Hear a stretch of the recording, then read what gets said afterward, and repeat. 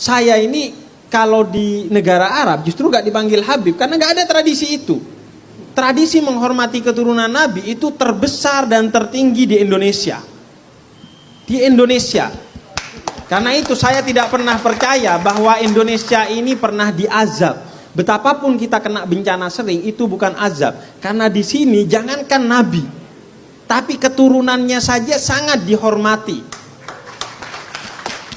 Dan Allah katakan di dalam Al-Quran, wa ma kana Allah liyu'adzibahum wa anta fihim. Allah tidak akan mengazab suatu kaum yang di tengah-tengah kaum itu ada Nabi Muhammad. Artinya ada penghormatan kepada Nabi Muhammad. Di sini kita bersolawat, kita bermaulid, kita berqasidah, kita menghormati keturunannya Nabi. Itu menyebabkan tidak akan pernah ada azab di Indonesia. Sadar wahai kaum muslimin, ternyata cucu Rasulullah tidak dipanggil Habib. Yang benar, keturunan Nabi disebut Sayyid atau Syarif. Gelar Habib justru populer di Indonesia, bukan di Arab.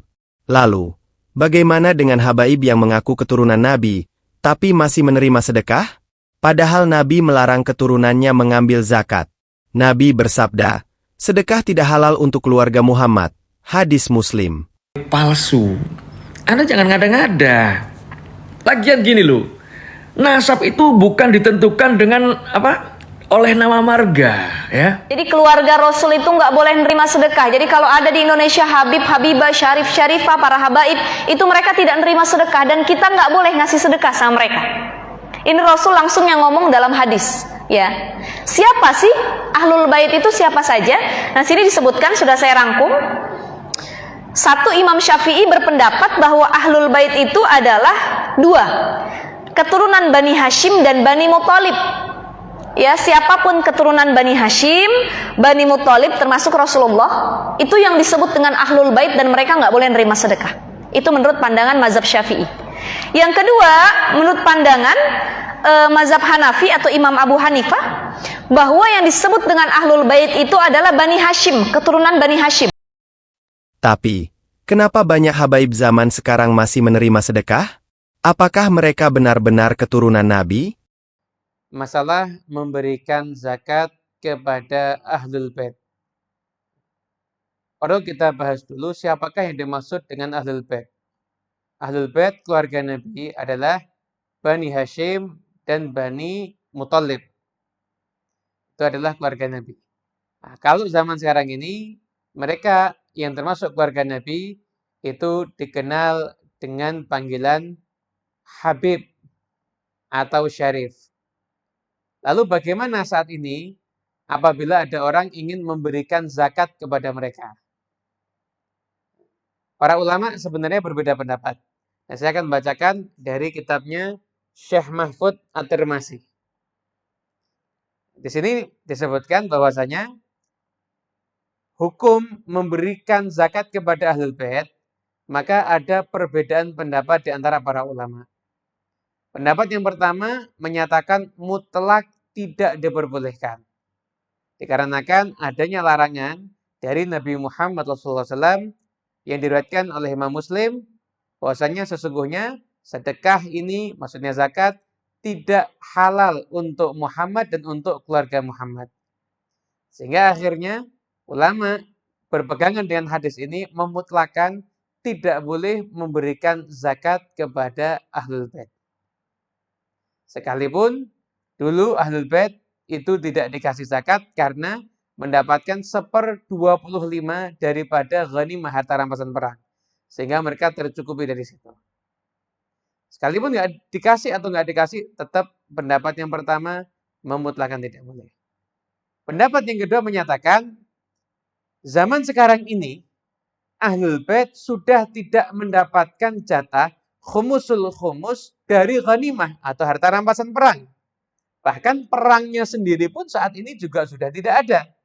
Makanya sebagian ulama, Imam Al-Ustukhri, Imam Al-Harawi, Imam Muhammad bin Yahya, dan juga para ulama yang lainnya, disebutkan pula dalam kitab Bughyatul Mustarsyidin, fatwanya para ulama bahwasanya ketika Ahlul Bait tidak mendapatkan khumusul khumus 1/25 daripada ghanimah atau harta rampasan perang, maka mereka itu diperbolehkan untuk menerima zakat. Jadi kita kalau mau zakat memberikan pada Ahlul Bait, maka sah-sah saja, tidak ada masalah. Berpegangan dengan hadis bahwasanya Nabi pernah bersabda, "Alaysa fi khumusil khumusi ma yakfikum?" Ya, riwayat Imam At-Tabrani yang artinya apakah dari khumusul khumus 1/25 itu kan udah mencukupi kalian.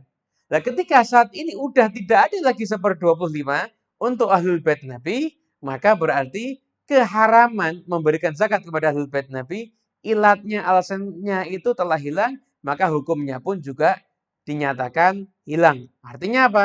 Saat ini Ahlul Bait Nabi sama seperti dengan orang pada umumnya. Ketika fakir miskin, dalam bab zakat ya, ketika fakir miskin, maka mereka pun juga boleh untuk menerima zakat. Nah, begitulah. Nah, karena itu saat ini kita ambil garis tengahnya. Nah, ulama yang memutlakan tidak boleh memberikan zakat kepada Ahlul Bait, maka ulama ini bersikap benar. Karena mengikuti sabda Nabi secara zahir dan menjaga kemuliaan Ahlul Bait. Nah, ulama yang menyatakan boleh memberikan zakat kepada Ahlul Bait, maka juga punya pegangan dari hadis atau berani tadi, dan mereka ingin memakmurkan kehidupan Ahlul Bait. Berarti ini dua golongan yang sama-sama baik, hanya saja caranya berbeda. Sedangkan kita, sikap kita yang mungkin paling ideal adalah kalau kita punya harta yang akan kita sedekahkan dan itu sifatnya sedekah, maka silakan dihadiahkan pada Ahlul Bait yang kurang mampu, tidak ada masalah. Namun ketika yang kita miliki ini hanya zakat, maka nggak ada masalah kalau memang ada di sekitar kita Ahlul Bait yang termasuk golongan fakir miskin yang tidak mampu, kita berikan zakat itu kepada Ahlul Bait. Tentunya semoga ini menjadi satu perhatian untuk kita semua. Menurut Kiai Mahfud Al-Tarmasi, ada pengecualian untuk keturunan Nabi menerima sedekah. Tapi, benarkah ini sesuai hadis asli? Mari kita dengar penjelasan Gus Baha. Setelah seminggu, 2 minggu dapat uang lagi. Ya Muhammad, hadihi hadiyatun laka, ini hadiah untuk kamu. Nabi langsung ikut dahar. Hadihi sintan, ini 2.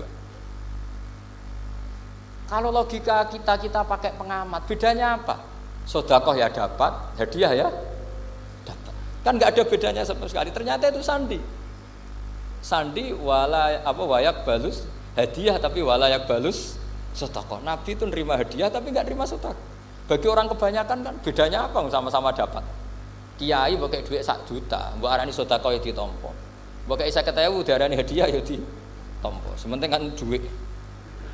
Tapi kalau Nabi tidak bisa seperti itu. Kalau dikatakan sodakoh nggak mau nerima, kalau hadiah, akhirnya, wah ini sudah ada 2 alamat.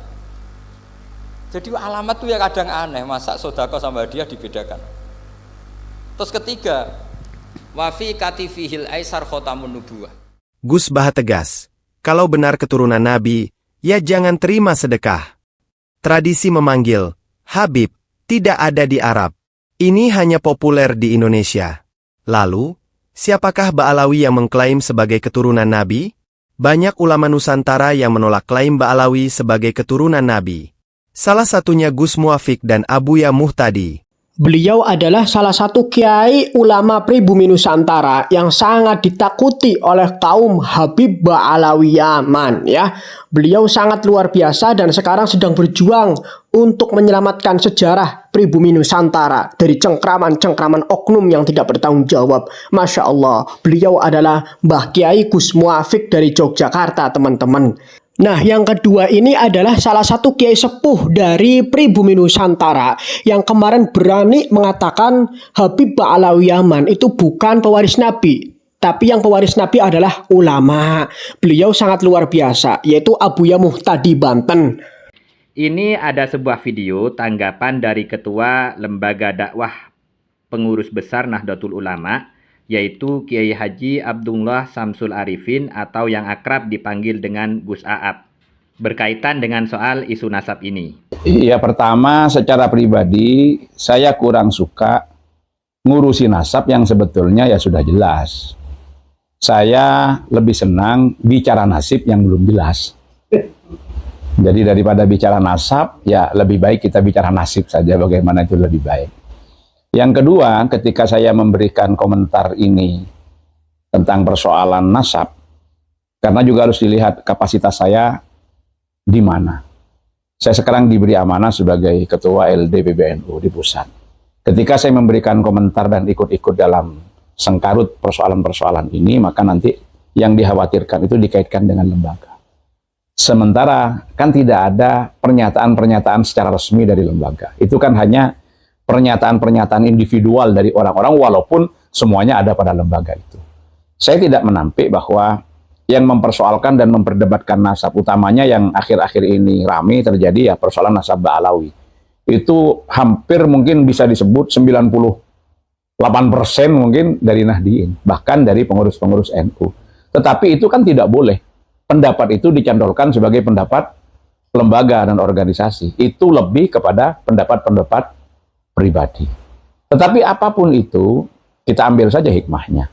Yang jelas begini, kalau ada beberapa kelompok yang giat dan getol untuk melakukan kajian tentang nasab, yang kemudian sampai pada suatu kesimpulan A, yang terus itu diproklamirkan untuk dijadikan pemahaman kolektif oleh seluruh masyarakat, silahkan.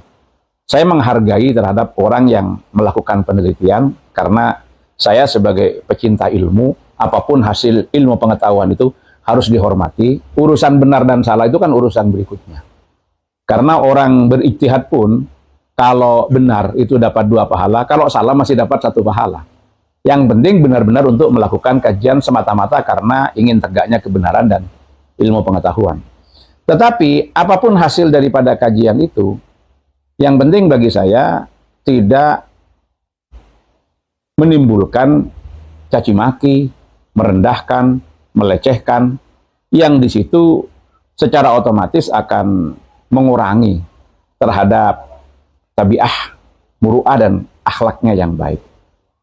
Jadi misalkanlah, karena ini sudah bukan rahasia umum lagi, ketika ada orang yang meyakini bahwa nasab Ba'alawi itu terputus, ya dengan beberapa argumen yang sudah ramai dibicarakan di medsos terkait dengan keberadaan Sayyidina Ubaidillah yang diragukan atau bahkan dinafikan dengan berbagai macam argumen kalau Ubaidillah bukan anaknya Ahmad bin Isa. Nah, seumpama ini memang terputus, kemudian apakah harus diikuti dengan caci maki dan kemudian mendistorsi serta merendahkan? Itulah yang saya tidak setuju. Apalagi yang dicaci maki dan yang dihina itu adalah orang soleh, orang lebih tua, orang alim, atau bahkan ada sanad keilmuan karena mereka adalah guru dari kita. Ini sama sekali tidak dapat dibenarkan. Sikap yang seperti itu. Seumpama memang terputus pun nasab itu bukan keturunan Rasulullah. Baik. Yang tidak diberikan ya privilege bagi orang yang hanya mengandalkan nasab untuk dapat kemuliaan. Tetapi bukan penghormatan kita itu kemudian menjadi tidak ada bagi mereka yang dalam tanda petik saya sebutkan tadi. Bagi mereka yang soleh, bagi mereka yang ahli ibadah, bagi mereka yang berilmu, bagi mereka yang lebih sepuh, bagi mereka yang merupakan sanad guru kita. Kan kita tetap wajib memuliakan, karena kita tidak memandang nasabnya siapapun. Tapi seandainya itu ternyata masih nyambung, atau muhtamal nyambung, lah kan tambah berat kita. Makanya itu yang saya gunakan, prinsip al-khuruj anil khilaf mustahab itu. Kalau saya secara pribadi berprinsip begini, Imam Malik itu mengharuskan membasuh seluruh kepala dalam wudhu. Tapi Imam Syafi'i itu menyatakan cukup sebagian. Lalu bagaimana saya berwudhu? Saya lebih senang mengusap seluruh kepala saya. Karena ketika saya mengusap seluruh kepala saya, maka saya tidak keluar juga dari pendapatnya Imam Syafi'i. Saya juga masuk ke pendapatnya Imam Malik. Itulah yang disebut dengan al-khuruj anil khilaf mustahab. Seperti itu. Jadi dalam konteks seperti tadi, maka yang kita ambil, sikap saya akan tetap menghormati. Mau Ba'alawi atau mau bukan, apabila dia orang berilmu, dia orang soleh, dia orang yang lebih tua, apalagi masih ada sanad keilmuan dengan saya karena saya berguru. Saya akan tetap menghormati, apapun itu. Saya tidak peduli nasabnya seperti apa, min dzurriyyatin Nabi atau bukan. Dan saya juga tidak akan menghormati berlebihan kepada orang yang di luar tadi. tidak ada ilmu yang tampak, tidak ada ibadah dan kesolehan yang dapat kita lihat, serta tidak ada sanad keguruan, serta juga tidak lebih tua dari saya.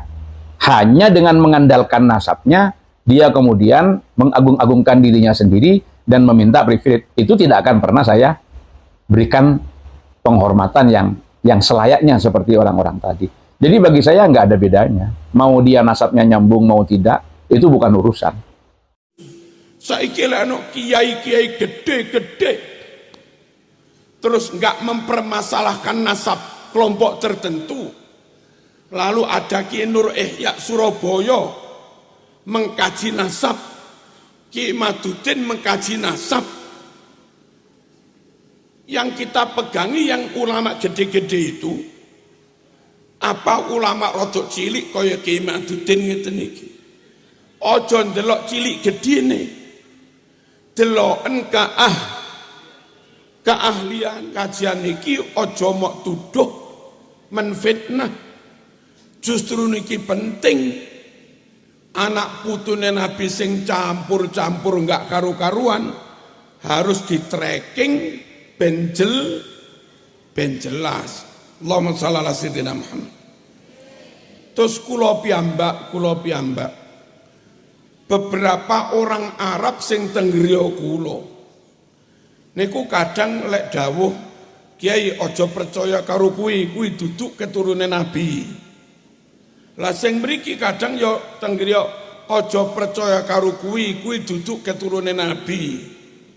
Lah kula tiyang Jawa padha Arabe iki nentang kene, iki nentang kene. Lah kula enggak ero sing bener iku sing bener iku sing endi, maka perlu pembuktian. Wong di intern mereka sendiri juga enggak sepakat ngoten. Dong mboten niki. Sekali lagi kajian nasab itu penting karena di intern sesama mereka pun juga beda pendapat. Terus malih Bahkan Ketua LDPBNU, Kiai Marzuki Mustamar, juga tegas menolak. Lalu, bagaimana sikap kita? Sebagai Muslim, kita harus kritis tapi tetap menghormati. Yang penting, jangan sampai kultus individu mengalahkan ajaran Nabi yang sahih. Bagaimana pendapatmu? Tulis di komentar. Sejarah gelar Habaib di Indonesia. Kenapa justru di Indonesia gelar Habib booming? Ternyata ini terkait dakwah para ulama Yaman abad 18-19 yang ingin dihormati layaknya bangsawan. Disebut dalam buku Genealogi Intelektual Ulama Nusantara. Bagaimana tanggapan mereka yang dikritik? Simak argumen Habib Lutfi berikut. Analisis nasab menurut ilmu genealogi. Menurut pakar nasab Arab, syarat jadi keturunan Nabi harus punya sanad nasab bersambung yang valid. Banyak habaib hanya bermarga Alawi, bukan berarti keturunan Nabi. Menurut Anda, apakah Habib wajib hidup miskin seperti Nabi? Faktanya, Nabi tidak pernah mewariskan gelar atau harta, tapi ilmu dan akhlak. Daripada sibuk memperdebatkan nasab, lebih baik kita teladani kesederhanaan Rasulullah dan para sahabatnya. Bagaimana pendapatmu? Tulis di komentar. Jangan lupa share ke yang lain agar tidak salah paham.